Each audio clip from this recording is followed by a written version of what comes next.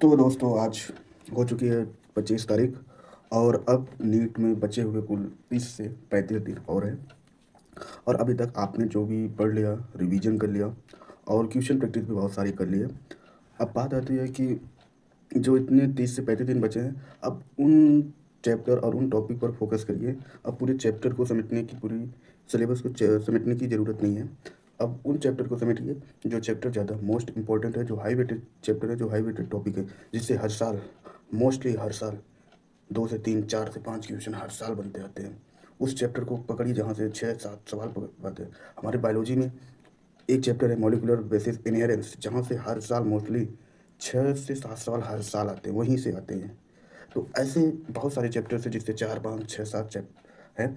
हम आपको बायोलॉजी के यहाँ ऊपर एक दिख रहा होगा चैप्टर, जो भी सारे चैप्टर है हमने पूरा एनालाइज करके पूरा 12 से 13 चैप्टर आप बनाए हैं। वो 12 चैप्टर हैं और ये 12 चैप्टर आपके कितने क्वेश्चन वेटेज है वो भी सामने हम मेंशन कर दिए हैं। आप लोग देख लीजिए, हर एक चैप्टर से 4 या 5 क्वेश्चन, 6 क्वेश्चन, 7 क्वेश्चन।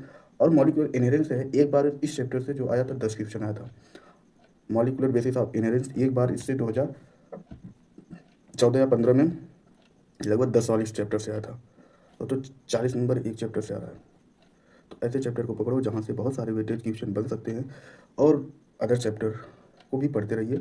उस चैप्टर को उस चैप्टर में से जो चैप्टर छूटे हुए हैं उसमें से उसका इंपॉर्टेंट टॉपिक पकड़िए, जो इंपॉर्टेंट है, जिससे क्वेश्चन आने की प्रोबेबिलिटी होती है। तो उस चैप्टर से जो 1-2 क्वेश्चन आते हैं उस टॉपिक को पकड़ लीजिए और अपना रिवाइज कर लीजिए। आते हैं केमिस्ट्री पर। केमिस्ट्री पर हमारे पास 13 चैप्टर हैं, जो कि उसमें बहुत सारे वीक के चैप्टर है, उसका भी मैंने वेटेड चैप्टर और क्वेश्चन जितने आते हैं वो भी मेंशन कर दिए हैं। और फिजिक्स का भी मैंने कुल, तो जो फिजिक्स का जो चैप्टर है कुल मिला के 32 से 33 चैप्टर है। और 32 से 33 चैप्टर अपने से ऐसे चैप्टर हैं जो 12-13 चैप्टर मैंने मेंशन किया है, उससे हर साल 3 से 4 क्वेश्चन हर साल आते हैं। तो अब अगर इस चैप्टर को इतना पढ़ लेते हैं तो आप एक स्कोर अच्छा कर सकते हैं। और अब जो चैप्टर बचे हुए हैं उसका भी एक रिवाइज कर लीजिए। उस टॉपिक को पकड़ना जिस प्रोबेबिलिटी हो आने की, और जिससे देखिए कि हर 1 साल 2 साल के अंतर पे उस टॉपिक से क्वेश्चन आया है। और एक क्वेश्चन 2 क्वेश्चन जो 2-3 साल के अंतर्गत पे वो टॉपिक से क्वेश्चन आता गया है, तो आप उसको भी याद कर लीजिए। क्या पता इस साल भी आ जाए, हमारी किस्मत को कुछ है नहीं। तो आप इन्हीं चैप्टरों को ज़्यादा से ज़्यादा इंपॉर्टेंस दीजिए और जो बाकी चैप्टर है उसको भी आप पार्ट टाइम की तरह देखते रहिए और क्या है उसको भी याद रखे रहिए, क्योंकि ज़्यादा क्वेश्चन इधर आ जाएगा और जो बच्चा कुछ रहेगा आपका नंबर पे ग्रोथ करने में वो हेल्प करेगा।